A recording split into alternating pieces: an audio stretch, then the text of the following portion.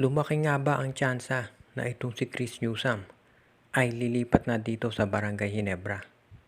Iyan ngayon ang usap-usapan dahil maraming nakapansin talaga na maganda ang nilaro nitong si Newsome dito sa Olympic Qualifying Tournament kahit hindi natin na-attain yung ating goal na makapasok sa Olympics. Maraming nakapansin na kapag si Coach Tim ko na humahawak dito kay Newsome, maganda ang performance nito talaga. At in fairness naman, maganda rin dito kay Coach Luigi Trillo at Nenad Vucinic, kaya nga nag-champion ng Meralco. Pero alam natin na ito si Chris Newsome, matagal nang gustong lumipat dito sa Ginebra.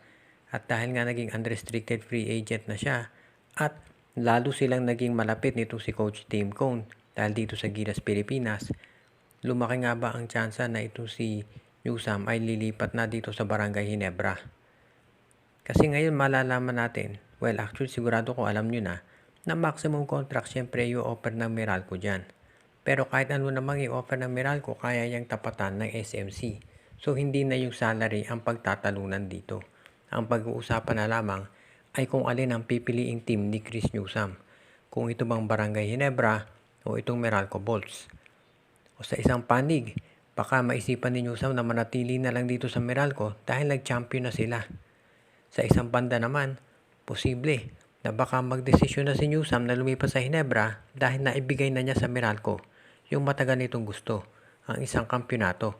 So ibig sabihin, kung aalis man siya sa Meralco, hindi naman siya nagkulang dito. So sa bandang huli, na kay Chris Newsome na at sa kanyang agent ang magiging desisyon kung saan siya mapupunta. Ang maliwanag dito, maganda ang laro ni Newsome kapag nandito siya kasama si Coach Tim Cone at isendo sa mga posibleng dahilan kung bakit siya lilipat na sa Barangay Ginebra. Ang kontrata ni Vic Manuel ay mag-expire na sa April 2025 at ang balita nga ay ito'y lilipat dito sa MPBL. Pero mukhang gustong unahan to ng San Miguel Beer at ang gagawin nila ay ite-trade muna si Musselman para hindi naman sila basta mawala ng player nang hindi nakakakuha ng kapalit. At ang isa to sa tinitignan nila na posibleng gawin ay i-trade itong si Vic Manuel pati na ito si Simon Enciso dito sa Terra Firma Jeep kapalit nitong si Stephen Holt. Mukhang naghahanap ang San Miguel ngayon ng point guard dahil katulad na nabanggit na natin sa mga nakaraang video, iyan ang naging problema nila dito sa nakaraang conference finals kontra Meralco. Wala sila nakuhang scoring production.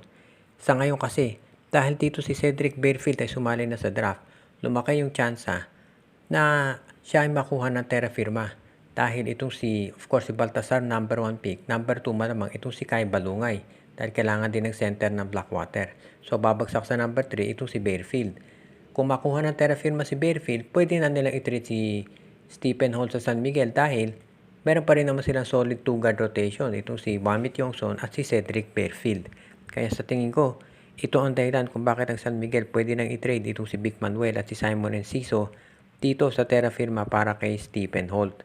Kapag yan nangyari, masusolve na yung problema ng San Miguel pagdating dito sa kanilang point guard. Meron na silang Romeo at Holt na i-score. Samantala naman yung problema nila sa big man, well, nandiyan si Troy Rosario sa free agency na pwede nilang subukang kunin. Kaya sa tingin ko, hindi na nakapagtataka na ito si Vic Manuel at si Simon Enciso ang i-trade nila dahil ito yung mga players na halos walang playing time na nakuha dito sa nakaraang finals. At pakayan talaga ang gawin ng San Miguel Beer ngayon dahil nagpe-prepare na sila para dito sa bagong season ng PBA na malapit na magbukas. Ano nga ba ang tsansa na itong si Poy Eram ay babalik na dito sa NLEX Road Warriors? Iyan ngayon ang usap-usapan ng karamihan dahil bago na ang coach ng NLEX at gusto raw nito na magkaroon ng mas malakas na lineup. Dahil syempre nakita na natin na nagkampiyon na ang Meralco. Kaya ngayon gusto naman ng NLEX, sila naman ang magkaroon ng tsansa na maging competitive. At ang kinakailangan nila syempre ay isang center dahil yan talaga ang nagkukulang dito sa lineup ngayon ni Coach Jong Wichiko. Kung sakali na makuha nila itong si Poy Eram, magiging malaking bagay yan para dito sa kanilang lineup syempre. At sa ngayon tinitignan din natin kung sino ang pwede pa nilang masama sa isang trade kung sakasakali. Dahil syempre, hindi naman po pwede na mag-trade ng diretsahan itong NLEX at ang TNT Tropang Giga dahil sister team yan. So ito aabangan natin kung matutuloy. Sa ngayon, itong NLEX Road Warriors ay kinokonsidera yung posibilidad na isama ang Blackwater sa isang trade para makuha nila itong si Poy Eram. Itong si Poy Eram naman, kapag napunta yan sa NLEX, malamang babalik na yung dating sigla ng kanyang laro at magkakaroon siya dyan sigurado ng mas mahabang playing time na hindi niya makukuha dito sa TNT dahil nandyan na nga itong si Brandon Ganuelas Roser. Kaya itong si Eram, kapag nakarecover na doon sa kanyang knee injury, asahan natin na iyan ay isa doon sa mga players na susubukang kunin nitong si Coach Jong Wichiko. Kung sakaling magtagumpay si Coach Jong na makuha yan mula sa TNT, lalakas bigla itong NLEX at magkakaroon na ng kasama itong si Robert Bolick at hindi na siya mag-isa yung i-score dito sa NLEX Road Warriors. Kaya abangan na lang natin kung kailan susubukang kunin ni Coach Jong Wichiko itong si Poy Eram sa mga susunod na araw. Ang Phoenix Fuel Masters ngayon ay namimili dito sa mga players na magiging available para doon sa kanilang first round draft pick na pang number 4. Inaasahan ng karamihan na number 1 siyempre si Baltasar, pero yung mga susunod ay pinagtatalunan pa.